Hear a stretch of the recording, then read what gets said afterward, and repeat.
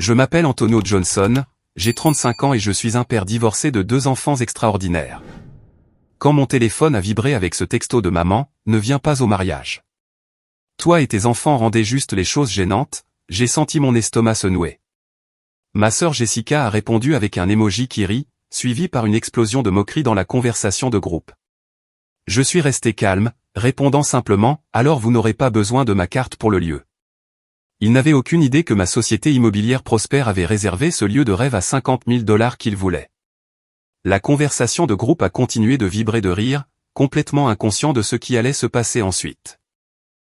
Avant de vous raconter comment tout cela s'est déroulé, dites-moi d'où vous regardez dans les commentaires et cliquez sur les boutons j'aime et s'abonner si vous avez déjà dû tenir tête à une famille qui vous tenait pour acquis.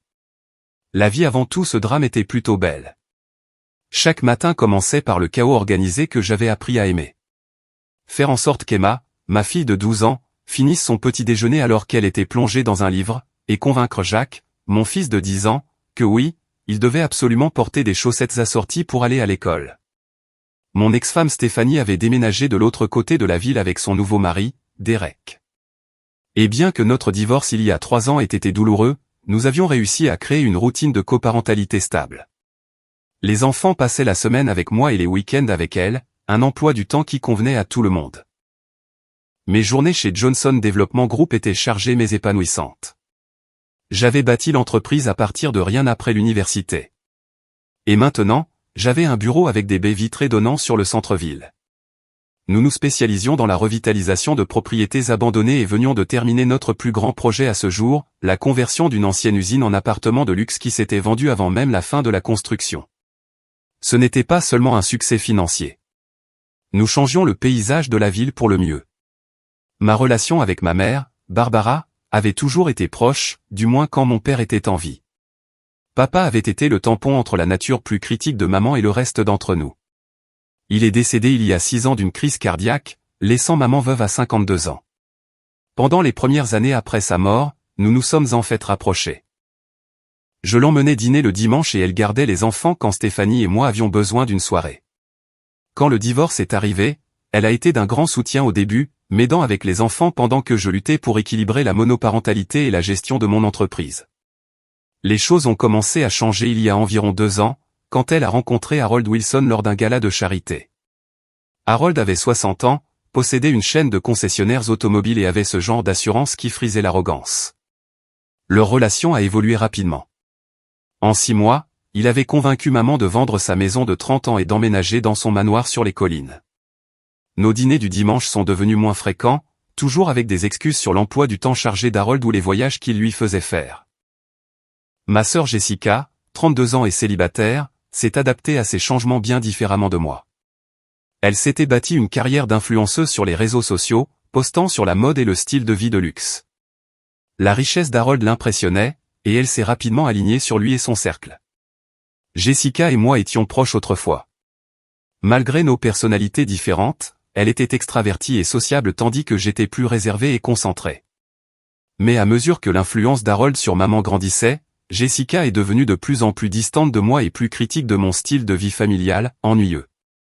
Les enfants ont ressenti le changement d'attention de leur grand-mère. Emma, perspicace comme toujours, m'a demandé une fois pourquoi grand-mère ne les appelait plus autant. Jacques, plus direct, voulait savoir pourquoi nous ne pouvions pas aller aussi souvent dans la nouvelle maison de grand-mère que dans l'ancienne. J'ai essayé d'expliquer que la vie des adultes change, mais je pouvais voir la confusion et la blessure dans leurs yeux. Quand maman et Harold ont annoncé leur fiançailles il y a 6 mois, il y a eu une grande fête au country club d'Harold. Emma et Jacques ont été invités, mais traités comme une pensée après coup, relégués à une table d'enfants loin de la célébration principale. Jessica a passé tout l'événement à prendre des photos avec les amis et les associés d'Harold, reconnaissant à peine sa nièce et son neveu. Pourtant, j'étais sincèrement heureux que maman ait retrouvé l'amour, même si j'avais des réserves sur Harold. Quand ils ont commencé à planifier le mariage, j'ai proposé d'aider pour le lieu. Elizabeth Carter possédait Lakeside Manor, le lieu de mariage le plus prestigieux de l'État, et elle avait été une de mes clientes. J'avais aidé à sauver sa propriété historique des promoteurs qui voulaient la démolir pour construire des condos. Elle a fait une visite de courtoisie à maman en raison de notre lien, et maman est immédiatement tombée amoureuse de l'endroit. Le seul problème était le coût, 50 000 $ pour la compte seulement. Harold, malgré ses étalages de richesse, avait hésité au prix. Je mettrai ma carte pour la compte, maman, avais-je proposé lors d'un rare moment seul. Considère ça comme mon cadeau de mariage pour toi. Le soulagement et la joie sur son visage en valaient la peine. Elle m'a serré fort dans ses bras en disant, « Tu es un si bon fils, Antonio, tout comme ton père. » C'était le dernier moment sincère que nous avions partagé avant que tout ne s'effondre. Le texto est arrivé un mardi matin, à peine 3 mois avant le mariage. Je passais en revue des contrats dans mon bureau quand mon téléphone s'est allumé avec une notification de notre groupe de discussion familiale, celui qui incluait maman, Jessica et moi. Maman, Antonio, Harold et moi avons parlé. Nous pensons qu'il est préférable que tu n'amènes pas Emma et Jacques au mariage. L'événement sera très sophistiqué et les enfants rendent juste les choses gênantes. Tu peux venir seul. Avant que je puisse même traiter cela, Jessica est intervenue. Jessica, oh mon Dieu, maman l'a enfin dit. Désolé, frérot. Pas d'enfants autorisés à la fête des grands. Maman, ce n'est rien de personnel, ma chérie. Harold veut que tout soit parfait et les enfants sont imprévisibles. Jessica, en plus, la phase ingrate d'Emma n'est pas très photogénique en ce moment. Mes abonnés Instagram attendent la perfection. J'ai regardé mon téléphone, abasourdi à la fois par la demande et par la cruauté de Jessica à propos de ma fille. Emma traversait des changements typiques de la préadolescence, mais entendre sa propre tante se moquer de son apparence était exaspérant. J'ai pris plusieurs respirations profondes avant de répondre. Moi, alors vous n'aurez pas besoin de ma carte pour le lieu. Faites-moi savoir si vous changez d'avis pour les enfants. Jessica, ne sois pas dramatique. Harold peut le payer si tu vas être mesquin. Maman, Antonio, s'il te plaît, ne sois pas difficile. C'est mon jour spécial. La conversation de groupe a continué de vibrer de messages entre maman et Jessica, riant de ma réaction excessive. J'ai rangé mon téléphone et j'ai essayé de me concentrer sur le travail, mais je l'ai trouvé impossible. Le lendemain matin, je me suis rendu à la nouvelle maison de maman, déterminé à avoir cette conversation en personne. Le manoir d'Harold était situé sur 3 acres dans la partie la plus riche de la ville. Le gardien de sécurité a reconnu ma voiture et m'a fait signe de passer le portail. Maman a répondu à la porte elle-même, l'air mal à l'aise. Je ne t'attendais pas, a-t-elle dit, sans m'inviter immédiatement à entrer. Il faut qu'on parle, maman, ai-je répondu calmement. À propos des messages d'hier. Elle a soupiré et a ouvert la porte plus grand. Harold est au travail. Viens dans la cuisine. La maison était impeccable, avec des sols en marbre et des œuvres d'art qui semblaient chères mais impersonnelles. Dans la cuisine de chef étincelante, maman a versé du café sans me demander si j'en voulais. Je comprends que tu sois contrarié, a-t-elle commencé, sans me regarder dans les yeux. Mais Harold tient beaucoup à avoir un mariage réservé aux adultes. Ce ne sont pas des enfants au hasard, maman. Ce sont tes petits-enfants. Les petits-enfants de papa. Son visage s'est crispé à la mention de mon père. Ton père comprendrait que les choses changent. Harold a une vision très spécifique pour le mariage. Tous ses amis de la haute société seront là. Et tu es d'accord pour exclure Emma et Jacques? Ils sont excités à ce sujet depuis des mois. Emma a même demandé si elle pouvait t'aider avec les arrangements floraux. Maman a remué son café inutilement. Les enfants ne correspondent tout simplement pas à l'esthétique que Harold veut. Le photographe qu'il a engagé se spécialise dans les événements sophistiqués. Il s'agit d'esthétique? Maman, qu'est-ce qui t'est arrivé? Depuis quand te soucies-tu plus de l'apparence des choses que des sentiments de ta famille? Tu es dramatique, a-t-elle dit, faisant écho au texto de Jessica. C'est juste un jour. Ce n'est pas juste un jour. C'est un schéma. Tu as annulé des plans avec les enfants, manqué les matchs de baseball de Jacques, oublié d'appeler Emma pour son anniversaire jusqu'à ce que Jessica te le rappelle. L'expression de maman s'est durcie. J'ai droit à ma propre vie, Antonio. J'ai passé des années à mettre la famille en premier. Maintenant, c'est mon tour de m'amuser avec des gens qui te poussent à t'éloigner de ta famille. Harold ne me force à rien, a-t-elle rétorqué. Et franchement, Jessica est d'accord avec moi. Elle pense que tu utilises les enfants pour me culpabiliser. C'est à ce moment-là que j'ai réalisé que Jessica avait retourné maman contre moi en coulisses. As-tu seulement envisagé comment cela affectera Emma et Jacques? Être informés qu'ils ne sont pas les bienvenus au mariage de leur grand-mère parce qu'ils pourraient gâcher les photos. Ils sont jeunes, ils s'en remettront, a dit maman avec dédain. Tu peux toujours venir, Antonio. Prends juste une babysitter. Je me suis levé, soudainement épuisé par la conversation. Je dois réfléchir à ça. Mais tu devrais savoir que ces enfants t'adorent. Cela leur fera profondément mal. Ils iront bien, a répété maman en me montrant la porte. S'il te plaît, ne rends pas cela plus difficile que nécessaire. Ce soir-là, j'ai dû m'asseoir avec Emma et Jacques pour leur expliquer qu'ils n'iraient pas au mariage de grand-mère. J'ai essayé d'adoucir le coup, mais il n'y avait pas de bonne façon de dire à des enfants qu'ils étaient exclus pour ne pas correspondre à une esthétique. Emma, toujours sensible, est devenue silencieuse, puis a demandé d'une petite voix, « C'est à cause de mon appareil dentaire ?» Jessica a dit que ça me rendait bizarre sur les photos. « Non, ma chérie, » ai-je dit en la serrant contre moi. « Ton appareil est parfait, et toi aussi.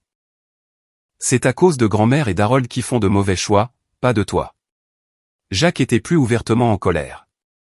Harold est stupide, et grand-mère est stupide de l'écouter. Et, ai-je dit doucement. On ne traite pas les gens de stupides, même quand ils nous blessent.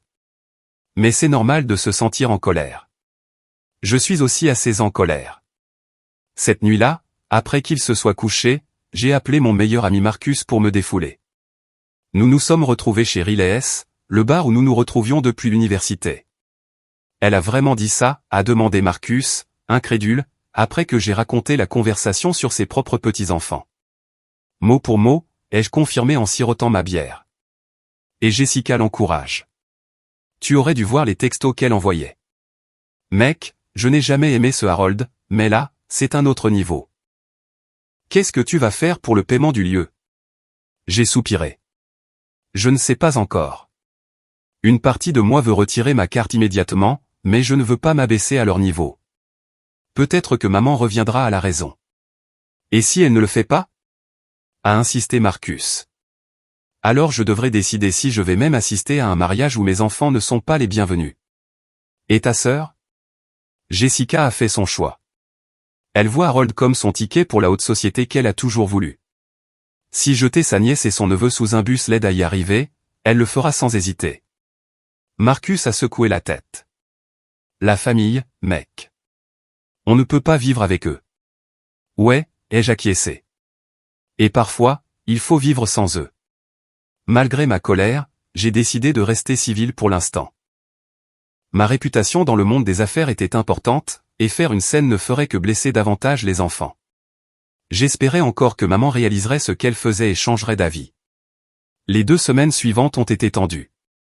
Maman n'a pas pris de nouvelles pour savoir comment les enfants avaient pris la nouvelle, et Jessica a intensifié sa présence sur les réseaux sociaux avec des publications sur la planification du mariage, taguant les amis riches d'Harold et faisant des pics pas si subtils sur les membres de la famille qui ne comprennent tout simplement pas la classe. Elle a même posté une photo du country club d'Harold avec la légende « Planification du mariage sophistiqué parfait avec maman et Harold ». Certaines personnes ne comprennent tout simplement pas que tous les événements ne doivent pas être adaptés aux enfants. Désolé, pas désolé. Maman avait toujours appelé les enfants tous les dimanches soirs, une tradition qui datait d'avant Harold. Maintenant, 2 dimanches se sont écoulés sans appel. Quand Emma a demandé si elle pouvait appeler grand-mère à la place, la conversation a été brève et gênante, maman prétextant être occupée avec les préparatifs du mariage. La famille élargie a commencé à prendre parti. Le frère de mon père, l'oncle Pet, a appelé pour demander ce qui se passait après avoir reçu son invitation, réservée aux adultes.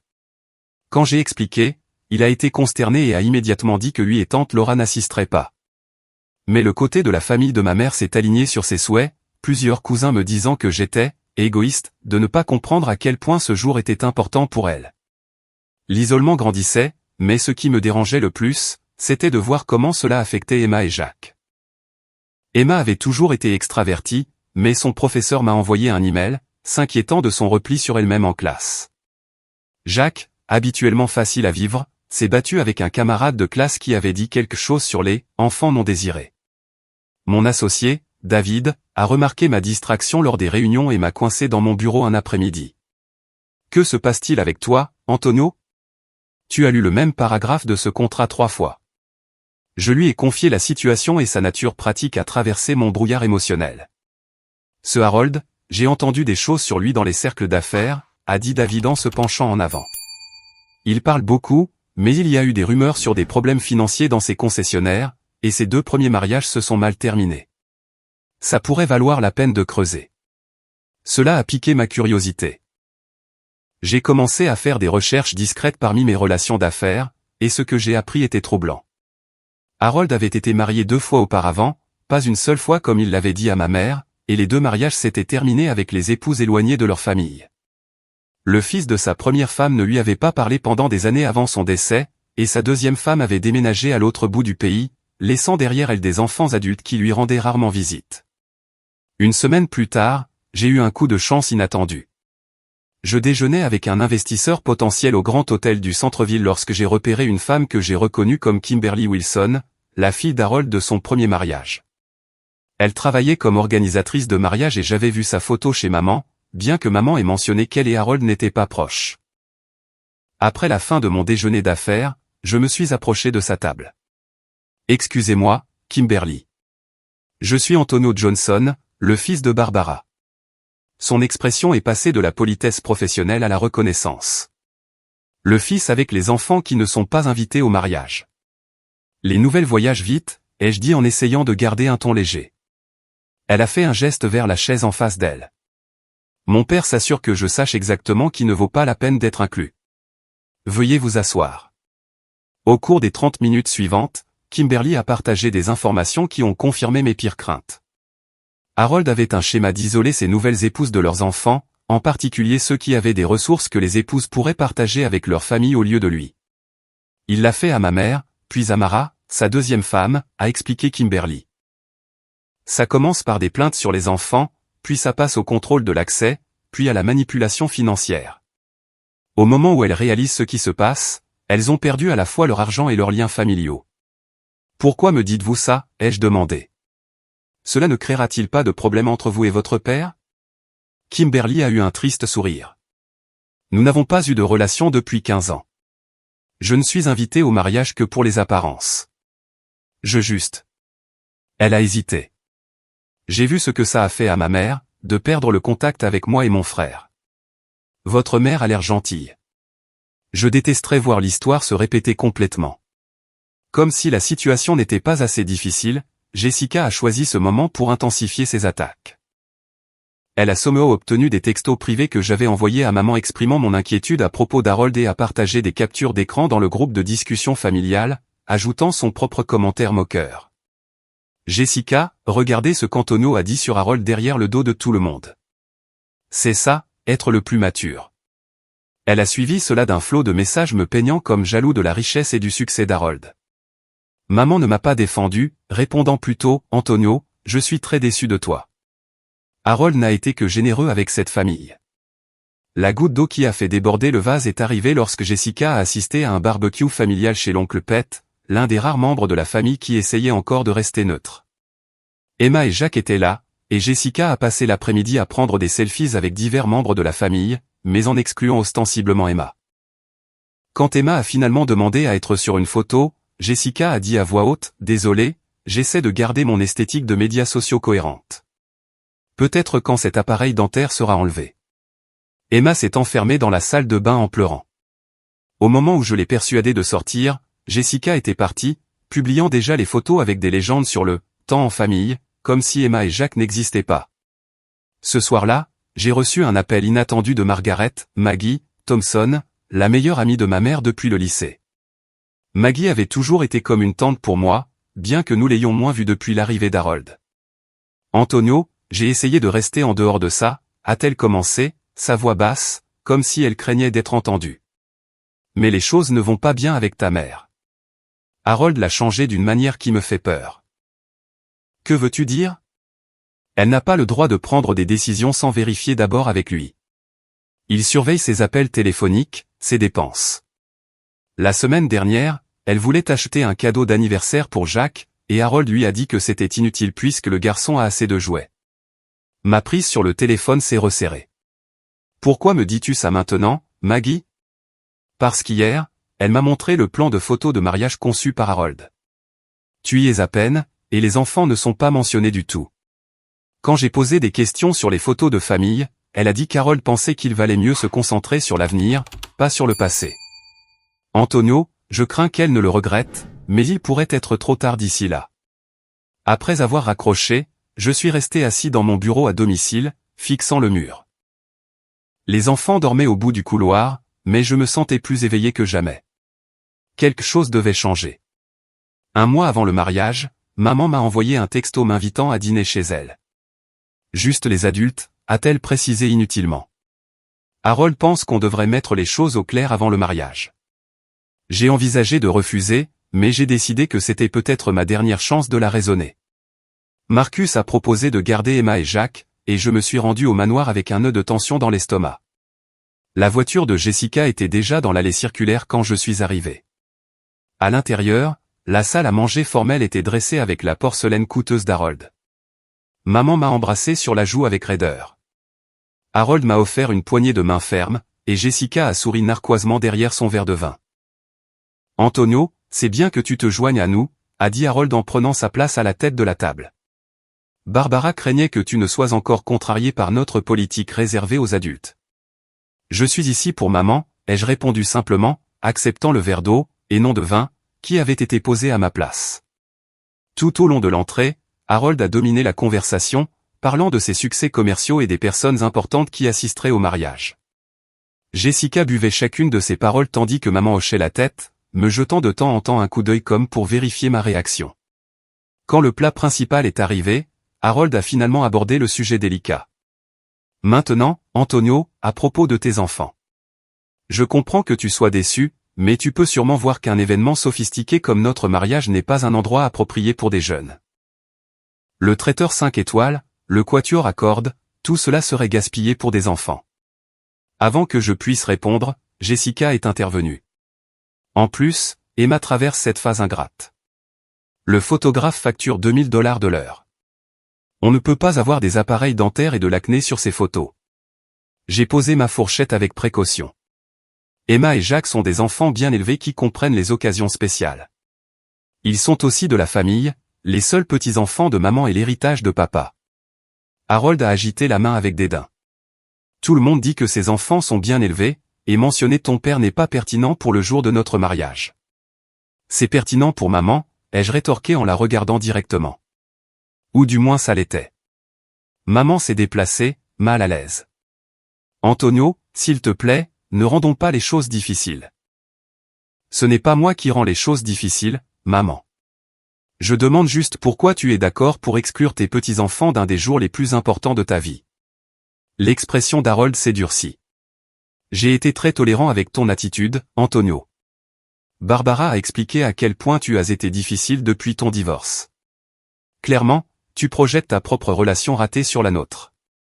Jessica a ricané, et j'ai remarqué qu'elle filmait discrètement la conversation avec son téléphone sur ses genoux.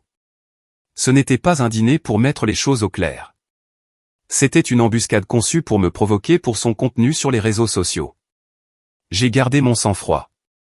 Mon souci est pour mes enfants qui aiment leur grand-mère et sont blessés d'être exclus.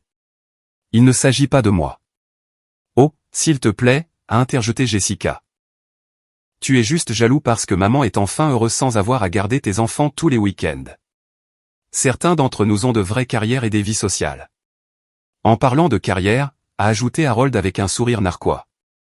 J'ai entendu dire que ce projet de développement dans l'est de la ville a des problèmes de permis. Dommage quand les gens se dépassent en affaires. Le commentaire m'a pris au dépourvu. Le problème de permis était un contretemps mineur qui n'avait été discuté que lors d'une réunion privée hier. Harold devait avoir des relations dans les bureaux de la ville qui lui transmettaient des informations sur mon entreprise.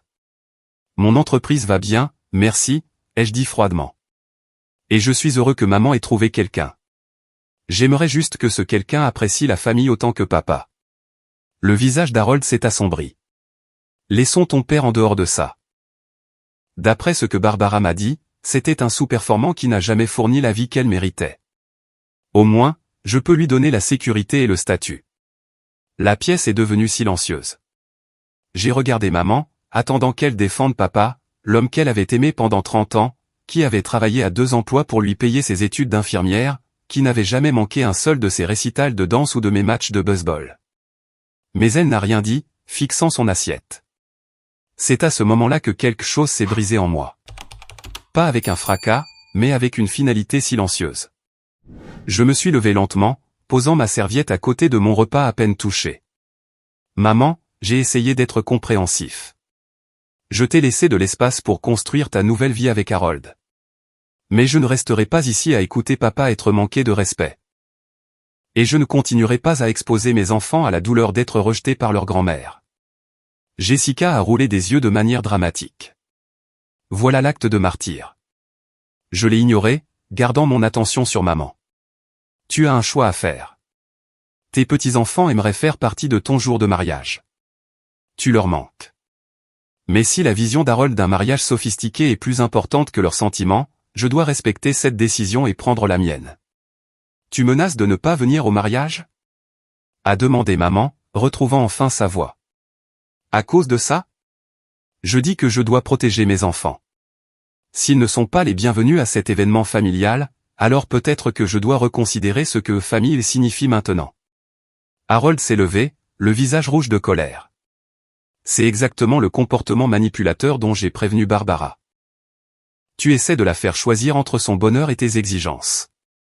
Non, ai-je dit doucement. Je lui demande de choisir le genre de grand-mère et de mère qu'elle veut être. Maman a regardé entre Harold et moi, le conflit évident dans son expression. Pendant un instant, j'ai cru voir une lueur de la mère que je connaissais, la femme qui m'avait dit un jour que la famille était tout. Puis Harold a posé sa main sur son épaule, et son expression s'est durcie. Antonio, tu es déraisonnable. C'est mon mariage, et Harold et moi avons décidé comment nous le voulons. Si tu ne peux pas respecter ça, alors peut-être serait-il préférable que tu ne viennes pas non plus. Jessica a haleté de manière théâtrale, bien que je puisse voir la satisfaction dans ses yeux. Elle obtenait exactement le drame qu'elle voulait pour ses réseaux sociaux. Si c'est votre décision, je la respecte, ai-je dit, ma voix ferme malgré la tempête d'émotions à l'intérieur. Je vais me retirer. En me dirigeant vers ma voiture, mon téléphone a commencé à vibrer de messages de membres de la famille qui recevaient déjà la version soigneusement éditée des événements de Jessica. Je l'ai mis en silencieux et je suis rentré chez moi dans un état de calme détermination. Le temps de l'espoir que les choses s'améliorent était révolu.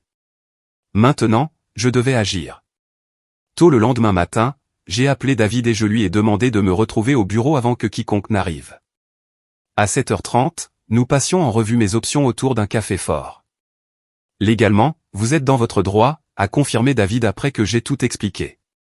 La carte que vous avez fournie à Lakeside Manor était une retenue, pas une transaction terminée. Vous n'avez signé aucun contrat vous obligeant à payer. Je ne veux pas être vindicatif, ai-je souligné en me frottant les yeux fatigués. Il ne s'agit pas de vengeance. Il s'agit de limites. David a hoché la tête. Et parfois, fixer des limites ressemble à une punition pour les gens qui ont l'habitude de les franchir. Après le départ de David pour une réunion client, j'ai appelé Elizabeth Carter, la propriétaire de Lakeside Manor. Antonio, quelle bonne surprise, m'a-t-elle salué chaleureusement. Tout est en ordre pour le mariage de votre mère ? En fait, c'est pour ça que j'appelle, Elizabeth. Il y a eu un changement de plan. J'ai expliqué la situation aussi diplomatiquement que possible. Il y a eu une pause avant qu'elle ne réponde. Je suis vraiment désolé d'entendre ça, Antonio. Après tout ce que vous avez fait pour aider à sauver cet endroit des promoteurs, je ne peux pas imaginer exclure vos enfants d'un événement ici.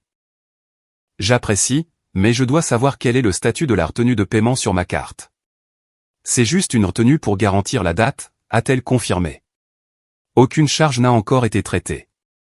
Le contrat stipule que le paiement intégral est dû 21 jours avant l'événement. Et ce contrat est avec vous, en fait. Votre mère n'est pas répertoriée comme la partie contractante puisque c'est vous qui avez fourni la garantie financière. J'ai pris une profonde inspiration. Alors, je dois annuler cette retenue, Elizabeth. Je ne peux pas, en bonne conscience, payer pour un événement où mes enfants ont été explicitement malvenus. Je comprends tout à fait, a-t-elle dit. Je traiterai cela immédiatement. Souhaitez-vous que je contacte votre mère ou ? Non, je m'occuperai de cette partie. Merci de votre compréhension. Ensuite, j'ai appelé mon avocat, Richard Parsons, qui avait géré mon divorce et mes contrats commerciaux. Je voulais m'assurer que j'étais sur un terrain juridique solide. Vous êtes tout à fait dans votre droit, m'a assuré Richard après avoir entendu les détails. Vous n'avez fait aucune promesse écrite de payer quelles que soient les circonstances, et les offres de cadeaux verbales peuvent être annulées, surtout lorsque les circonstances de la relation ont changé de manière significative. Et enregistrer l'appel avec ma mère? Le Missouri est un État à consentement unipartite pour les enregistrements. Tant que vous faites partie de la conversation, vous pouvez légalement l'enregistrer sans en informer les autres parties. Cet après-midi-là, j'ai reçu un texto de Kimberly Wilson me demandant de nous rencontrer pour un café. À une table d'angle tranquille dans un café du centre-ville, elle a fait glisser un dossier vers moi. Document de planification du mariage, a-t-elle expliqué. Liste d'invités, contact des fournisseurs, calendrier de paiement. Maman m'a demandé d'aider à la coordination puisque je suis dans le métier, mais Harold a pris la plupart des décisions. J'ai haussé un sourcil. Devrais-tu me montrer ça? Probablement pas, a-t-elle admis. Mais tu devrais savoir qu'ils prévoient d'annoncer leurs fiançailles aux partenaires commerciaux d'Harold comme si c'était une nouvelle de dernière minute au mariage. Ils l'utilisent plus comme un événement de réseautage d'affaires qu'une célébration familiale. Ça ne me surprend pas, ai-je soupiré. Il y a plus, a dit Kimberly avec hésitation. Mon père n'est pas aussi riche qu'il en a l'air. Les concessionnaires sont surendettés et ils cherchent des investisseurs. Les économies de retraite de votre mère ont déjà été regroupées dans ses comptes. Cela a confirmé ce que je soupçonnais, mais que je n'avais pas pu prouver. Merci de me le dire. Je sais que ça ne doit pas être facile. J'ai vu ce qu'il a fait à ma mère, a simplement dit Kimberly. Elle est morte seule parce qu'il l'a convaincue que nous ne l'aimions pas vraiment. Je ne peux pas arrêter leur mariage. Mais peut-être que je peux aider à éviter que l'histoire ne se répète complètement. Ce soir-là, après avoir couché les enfants, je me suis assis avec Marcus sur ma terrasse arrière, sirotant un bourbon et regardant les étoiles. « Es-tu sûr de ça ?» a-t-il demandé. « C'est une grosse décision. »« J'en suis sûr », ai-je répondu. Il ne s'agit plus seulement du mariage. Il s'agit de montrer à mes enfants que nous ne laissons pas les gens nous traiter comme des objets jetables, même la famille. « Et ta mère? Penses-tu qu'elle finira par comprendre ?» J'ai fait tourner le liquide ambré dans mon verre. Je l'espère, mais je ne peux pas garder cette porte ouverte au détriment du bien-être émotionnel d'Emma et Jacques. Ils ont besoin de voir que leur père les défend. Et Jessica? Jessica a fait son choix, ai-je dit sèchement. Elle a choisi le contenu des réseaux sociaux plutôt que les sentiments de sa nièce. Elle a choisi l'approbation d'Harold plutôt que notre histoire familiale. Je ne peux pas réparer ça. Avant d'aller me coucher, j'ai écrit une lettre à ma mère. Pas un email en colère ou un texto hâtif, mais une véritable lettre manuscrite sur le papier à lettres que papa lui avait offert pour leur 25e anniversaire, qu'elle m'avait donné après sa mort. J'ai exprimé mon amour pour elle, mes souvenirs de la mère qu'elle avait été, et ma tristesse face à la distance qui s'était creusée entre nous. J'ai expliqué clairement que je retirais mon soutien financier pour le lieu du mariage, non par dépit, mais parce que je ne pouvais pas financer un événement où mes enfants, ses petits-enfants, étaient explicitement malvenus. J'ai terminé en disant que la porte restait ouverte si elle voulait un jour reconstruire notre relation, mais que cela devrait inclure le respect d'Emma et Jacques. Le lendemain matin, j'ai fait livrer la lettre par mon assistante à la maison de maman. Le soir même, j'avais ma réponse. Pas une lettre réfléchie, mais une rafale de textos en colère. Maman, comment oses-tu menacer de retirer le paiement du lieu? Harold dit que c'est de la manipulation financière. Jessica, bravo pour avoir gâché le mariage de maman, sale égoïste.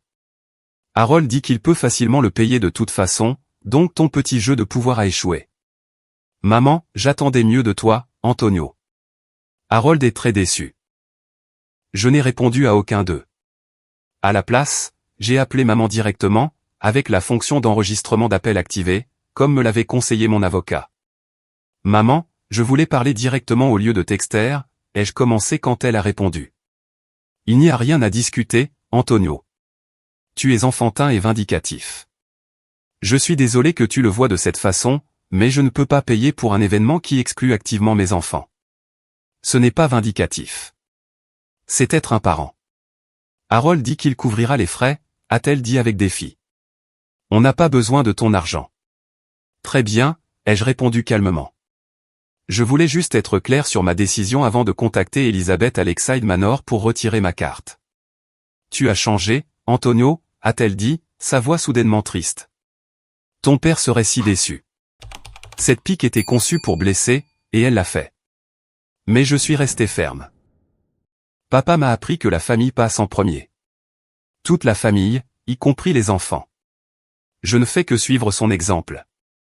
Après qu'elle ait raccroché, je suis resté immobile pendant plusieurs minutes, absorbant la finalité de ce qui se passait. Puis j'ai appelé Elizabeth à Lakeside Manor et j'ai officiellement demandé que la retenue sur ma carte soit supprimée. 3 jours avant le mariage, j'ai officiellement demandé à Elizabeth de retirer ma carte de paiement de leur système. Elle a traité la demande immédiatement, m'envoyant un email de confirmation que la retenue avait été libérée. Comme prévu, le système automatisé du lieu a envoyé une notification à l'adresse email indiquée pour l'événement, celle de ma mère, l'informant que le mode de paiement n'était plus validé et que le paiement intégral serait requis dans les 24 heures pour maintenir la réservation. L'explosion a été immédiate et spectaculaire. Mon téléphone a commencé à sonner quelques minutes après l'envoi de la notification. D'abord maman, puis Jessica, puis Harold lui-même. Je les ai tous laissés aller sur la messagerie vocale, écoutant les messages plus tard. Maman, Antonio, qu'as-tu fait? Le lieu dit que notre mode de paiement est invalide. Appelle-moi immédiatement. Jessica, espèce de monstre. Comment as-tu pu faire ça à maman? Règle ça tout de suite ou je jure que je dirai à tout le monde quel genre de personne tu es vraiment. Harold, c'est un comportement totalement inacceptable, Antonio. Je contacte mon avocat. Tu as pris un engagement et tu l'honoreras. Les textos étaient encore plus frénétiques, arrivant en succession rapide tout au long de l'après-midi. J'ai maintenu un silence radio, ce qui n'a fait qu'aggraver leur panique. Le soir, le ton avait changé, passant de la colère au désespoir. Maman, s'il te plaît, Antonio. Lakeside Manor dit qu'ils libéreront notre date si nous ne payons pas d'ici demain. Toutes les invitations ont été envoyées. S'il te plaît, appelle-moi. Jessica, d'accord. Je suis désolé pour ce que j'ai dit sur Emma. Les enfants peuvent venir au mariage. S'il te plaît, règle ça. Harold dit qu'il ne peut pas liquider d'actifs assez vite. Ce dernier texto était particulièrement révélateur, confirmant ce que Kimberly m'avait dit sur la situation financière d'Harold. Malgré ses dires sur le fait de pouvoir facilement couvrir les frais, il ne pouvait apparemment pas trouver 50 000 $ à court préavis. Le lendemain matin, la famille élargie s'en était mêlée. L'oncle Pet a appelé, semblant inquiet mais pas accusateur. J'ai entendu parler de la situation du lieu. Antonio, ta mère est hors d'elle. J'imagine, ai-je répondu. Mais c'était son choix, oncle Pet. J'ai clairement indiqué que je ne pouvais pas financer un événement où mes enfants n'étaient pas les bienvenus. Pour ce que ça vaut, Laura et moi avons déjà décliné notre invitation quand nous avons entendu parler de la politique sans enfants. Mais ça s'est transformé en un vrai gâchis. La moitié de la famille annule parce qu'ils n'arrivent pas à croire que Barbara exclurait ses propres petits-enfants. C'était une nouvelle pour moi. Je n'avais demandé à personne de prendre parti. Tu n'as pas eu besoin de le faire, a dit l'oncle Pet. La famille, c'est la famille. La plupart des gens le comprennent instinctivement. La situation a atteint son paroxysme cet après-midi-là, lorsque Jessica s'est présentée sans prévenir à mon bureau. Mon assistante a tenté de l'intercepter, mais elle a forcé le passage, faisant irruption dans ma réunion avec un investisseur potentiel. Tu dois régler ça tout de suite, a-t-elle exigé, sa personnalité soigneusement entretenue sur les réseaux sociaux nulle part en vue. Ses yeux étaient rouges de larmes, sa tenue de créateur froissée. Je me suis excusé auprès de mon client et je suis sorti avec Jessica. Ce n'est pas l'endroit pour cette conversation. Il n'y a pas d'endroit, a-t-elle crié. Tu ne réponds pas à ton téléphone. Le lieu va être libéré dans, elle a regardé sa montre, 4 heures, à moins que nous ne payions intégralement. Maman fait une dépression et Harold menace d'annuler complètement le mariage. Je suis désolé d'entendre ça, ai-je dit sincèrement. Mais comme je l'ai expliqué dans ma lettre à maman, je ne peux pas soutenir financièrement un événement où mes enfants sont explicitement malvenus. Très bien, ils peuvent venir. Emma et Jacques peuvent faire partie du cortège si c'est ce que tu veux. S'il te plaît, règle ça. Pour la première fois, j'ai vu un désespoir sincère dans les yeux de Jessica. Ce n'est pas une tactique de négociation, Jessica. Il s'agit de la manière constante dont toi et maman avez traité Emma et Jacques au cours des derniers mois. Une invitation de dernière minute ne règle pas ça. Qu'est-ce que tu veux alors? Des excuses? Très bien, je suis désolé. C'est ce que tu as besoin d'entendre? J'ai secoué la tête. Ce dont j'avais besoin, c'est que ma mère et ma sœur traitent mes enfants avec amour et respect depuis le début. Non pas parce que cela garantissait un lieu, mais parce qu'ils sont de la famille. Le désespoir de Jessica s'est de nouveau transformé en colère. Tu te crois si parfait, n'est-ce pas? Le bon fils, le père dévoué. Mais tu utilises juste tes enfants comme des pions pour punir maman d'avoir refait sa vie. C'est vraiment ce que tu penses que c'est? Ai-je demandé doucement. Je pense que c'est parce que tu n'es plus le centre de l'attention, a-t-elle craché. Depuis qu'Harold est entré en scène, maman a quelqu'un d'autre sur qui compter que juste toi. J'ai alors réalisé à quel point Jessica et moi avions vécu nos dynamiques familiales différemment. Là où je voyais Harold isoler maman de sa famille, Jessica le voyait donner à maman une indépendance vis-à-vis des besoins de ses enfants. Je ne changerai pas d'avis, Jessica. J'emmène Emma et Jacques pour le week-end, départ demain matin. Si toi et maman voulez reconstruire notre relation après le mariage, je suis ouvert à cette conversation, mais pas aujourd'hui.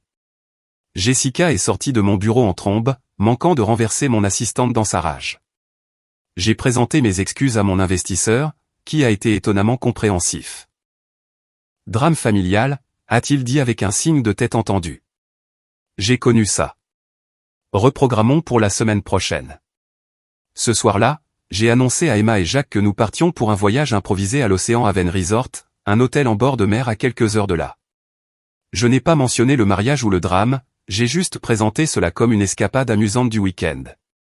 Leur excitation à la perspective de construire des châteaux de sable et de nager dans l'océan a été la confirmation dont j'avais besoin que j'avais fait le bon choix. Nous sommes partis tôt le lendemain matin et j'ai délibérément laissé mon téléphone en mode avion, ne vérifiant les messages que lorsque les enfants nageaient ou étaient autrement occupés. Les mises à jour des membres de la famille brossaient un tableau chaotique. Harold avait en effet refusé de couvrir le coût de Lakeside Manor, prétendant que c'était, fiscalement irresponsable, de dépenser autant pour un lieu. Le mariage avait été hâtivement déplacé dans le jardin d'Harold, avec Jessica appelant frénétiquement les fournisseurs pour les rediriger. De nombreux invités avaient décliné le changement de dernière minute, invoquant diverses excuses, mais montrant surtout clairement qu'ils étaient mal à l'aise avec le drame familial. Les sœurs de maman avaient toutes deux annulé, ainsi que la plupart de la famille de mon père. Au complexe hôtelier, nous avons rencontré Nathalie Rivera, la coordinatrice d'événements qui nous a aidés à organiser un feu de camp sur la plage le samedi soir. Elle était chaleureuse et engageante avec les enfants, apprenant à Emma comment faire griller la guimauve parfaite et montrant à Jacques comment identifier les constellations dans le ciel nocturne. Quand les enfants se sont couchés, épuisés par la baignade, Nathalie et moi avons partagé un verre de vin sur la terrasse de notre suite, parlant facilement de tout sauf du drame familial. Vos enfants sont merveilleux, a-t-elle dit en regardant le clair de lune sur les vagues.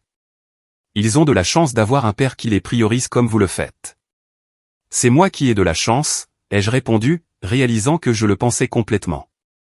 Malgré toute la tourmente, j'avais deux enfants extraordinaires et la clarté qui venait du fait de rester ferme dans mes valeurs. Dimanche, le jour du mariage est passé sans nous. Selon l'oncle Pet, qui m'a envoyé un bref texto de mise à jour, la cérémonie avait été courte et peu fréquentée, avec Harold l'air irrité tout du long et maman semblant abasourdie. Jessica avait été remarquablement absente des réseaux sociaux, ne postant rien sur le mariage qu'elle documentait de manière obsessionnelle depuis des mois. En rentrant chez nous le lundi, j'ai senti qu'un poids s'était levé. Je n'avais pas causé le résultat. J'avais simplement refusé de participer au mauvais traitement de ma propre famille. Quoi qu'il arrive ensuite, ce serait à maman et Jessica de décider. Au cours du mois qui a suivi le mariage, notre petite famille a trouvé un nouveau rythme. Emma a rejoint un cours d'art où ses talents créatifs ont fleuri, tandis que Jacques a découvert une passion pour le football qui le faisait s'entraîner dans notre jardin tous les soirs. J'ai pris l'habitude de rentrer dîner tous les soirs, créant de nouvelles traditions comme le « mercredi des gaufres » et les « dimanches marathon de films », qui nous donnaient à tous quelque chose à attendre avec impatience. Nous avons également commencé des séances de thérapie familiale avec le docteur Rachel Winters, spécialisée dans l'aide aux enfants pour naviguer dans des dynamiques familiales complexes. Emma est progressivement devenue plus confiante, publiant même une photo souriante avec son appareil dentaire sur son compte de médias sociaux privés. Les problèmes de colère de Jacques à l'école se sont calmés alors qu'il apprenait des moyens plus sains d'exprimer ses sentiments. L'entreprise a continué de prospérer, le problème de permis mentionné par Harold se résolvant sans problème.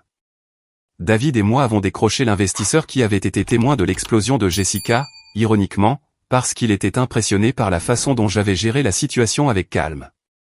Quiconque peut garder son sang-froid pendant un chaos familial peut certainement gérer un projet de développement complexe, avait-il dit en signant le contrat. Marcus est resté une présence fidèle, nous rejoignant pour dîner une fois par semaine et emmenant les enfants à la pêche les samedis occasionnels pour me donner un peu de temps personnel. C'est lors d'un de ces samedis tranquilles que j'ai reçu l'appel que j'attendais à moitié, que je redoutais à moitié. Antonio, la voix de ma mère semblait plus petite que je ne m'en souvenais. As-tu quelques minutes pour parler? Nous nous sommes arrangés pour nous rencontrer dans un lieu neutre, un café du centre-ville le lendemain. Quand je suis arrivé, je l'ai à peine reconnue. L'apparence soignée qu'elle avait adoptée depuis sa rencontre avec Harold avait disparu, remplacée par un look plus simple qui me rappelait la mère avec laquelle j'avais grandi. Merci d'être venu, a-t-elle dit, les mains serrées autour de sa tasse de café. Je n'étais pas sûr que tu le ferais. J'ai dit que la porte était ouverte, lui ai-je rappelé doucement. Je le pensais. Elle a hoché la tête, les larmes se formant. Je ne sais pas par où commencer. Dire que je suis désolé semble insuffisant pour ce que j'ai fait. Qu'est-il arrivé après le mariage, maman, ai-je demandé, pas méchamment. Elle a pris une inspiration tremblante. Le mariage n'a pas été ce que j'attendais. Tant de gens ne sont pas venus. L'installation dans le jardin n'avait rien à voir avec ce dont je rêvais. Harold a été en colère tout le temps, me reprochant de ne pas mieux te contrôler. Elle a tamponné ses yeux avec une serviette. Après, les choses ont empiré. Il surveillait toutes mes dépenses, remettait en question chaque appel téléphonique. Il a même suggéré que je change mon testament en sa faveur plutôt qu'en la vôtre et celle de Jessica. C'est là que j'ai commencé à voir clairement ce qui se passait. Et Jessica? Ai-je demandé. Elle et Harold se sont disputés le lendemain du mariage. Il l'a accusée d'utiliser ses relations pour ses réseaux sociaux sans apporter quoi que ce soit de valeur. Elle a quitté la maison d'amis la semaine dernière. J'ai absorbé cette information tranquillement, pas surpris, mais toujours attristé. Le fait est, a poursuivi maman, sa voix se brisant, que mes petits-enfants me manquent tellement. Je réalise maintenant ce que j'étais en train de jeter. Ces appels du dimanche avec Emma et Jacques étaient le point culminant de ma semaine, et je les ai simplement abandonnés parce qu'Harold pensait qu'ils étaient une distraction. Tu leur manques aussi, ai-je reconnu. Ils demandent de tes nouvelles. L'espoir a vacillé sur son visage. Penses-tu? Serait-il possible que je les voie un de ces jours? Je comprendrai si tu as besoin de temps ou si tu veux être présent lors de toutes les visites. Je respecterai toutes les limites que tu fixeras. Le fait qu'elle ait utilisé le mot « limite » m'a dit qu'elle avait fait une certaine réflexion. On pourrait commencer par une courte visite, peut-être une glace ce week-end. Je devrais être là et je devrais leur en parler d'abord pour m'assurer qu'ils sont à l'aise. Bien sûr, a-t-elle accepté rapidement. N'importe quoi. Je veux juste une chance d'être à nouveau leur grand-mère, d'être à nouveau ta mère. Ça va prendre du temps, maman. La confiance ne se reconstruit pas du jour au lendemain. Je sais, a-t-elle hoché la tête. Je vois un thérapeute maintenant, j'essaie de comprendre comment j'ai laissé cela arriver. Comment je suis devenu quelqu'un qui blesserait sa famille pour l'approbation d'un homme. En nous séparant, elle m'a serré fort dans ses bras.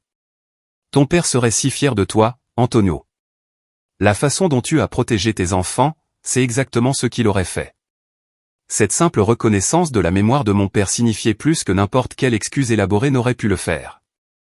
Le retour de Jessica a été plus compliqué.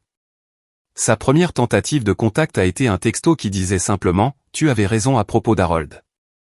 Je suis désolé. » 2 semaines plus tard, elle a demandé si elle pouvait venir s'excuser auprès d'Emma et Jacques en personne. J'ai accepté, mais j'ai clairement indiqué que si elle les contrariait de quelque manière que ce soit, la visite prendrait fin immédiatement. À ma surprise, elle est arrivée sans maquillage, habillée simplement, et portant des cadeaux attentionnés, un ensemble d'art pour Emma, et un ballon de football signé pour Jacques de l'équipe professionnelle locale. Ses excuses étaient sincères, reconnaissant spécifiquement comment ses paroles et ses actions les avaient blessés. Je me suis laissé entraîner à essayer d'être quelqu'un que je ne suis pas, a-t-elle admis alors que les enfants lui montraient leur chambre. J'ai oublié ce qui compte vraiment. J'espère qu'un jour vous pourrez pardonner à votre tante Jessica. Emma, toujours la plus indulgente des deux, lui a fait un câlin hésitant. Jacques a mis plus de temps à se réchauffer, mais à la fin de la visite, il lui montrait ses mouvements de football dans le jardin. Quant à la carrière de Jessica sur les réseaux sociaux, elle avait pris un coup important lorsque plusieurs abonnés avaient reconstitué le drame du mariage à partir de son silence flagrant. Elle avait perdu un contrat de sponsoring majeur, mais m'a dit plus tard que c'était probablement pour le mieux. Je retourne à l'école, a-t-elle annoncé lors d'un café 6 mois après le mariage, pour finir mon diplôme de psychologie. Je pense que je veux aider les gens pour de vrai, pas seulement faire semblant. Sur Instagram, l'entreprise a continué de prospérer, notre projet de développement de ListSide remportant un prix d'impact communautaire. David et moi avons agrandi l'entreprise, embauchant 2 nouveaux chefs de projet pour gérer la charge de travail accrue. Elisabeth de Lakeside Manor nous a référé plusieurs clients de premier plan, reconnaissante de la manière professionnelle dont j'avais géré une situation difficile. Ma relation avec Nathalie s'est développée lentement et naturellement. Après notre week-end au complexe, nous avons commencé à nous rencontrer pour un café, puis des dîners, puis des sorties en famille avec les enfants. Elle comprenait ma prudence à introduire quelqu'un de nouveau dans la vie d'Emma et Jacques et n'a jamais poussé pour plus que ce que j'étais prêt à donner. 6 mois plus tard, lorsque Jacques l'a nonchalamment qualifiée de « membre de notre famille », j'ai réalisé à quel point elle s'était intégrée de manière transparente dans nos vies. 1 an après le mariage qui n'a pas eu lieu, nous avons organisé un barbecue familial dans mon jardin. Maman était là, plus comme elle-même qu'elle ne l'avait été depuis des années. Jessica a amené son nouveau petit ami, un instituteur de maternelle sans compte sur les réseaux sociaux, qui la regardait comme si elle avait décroché la lune.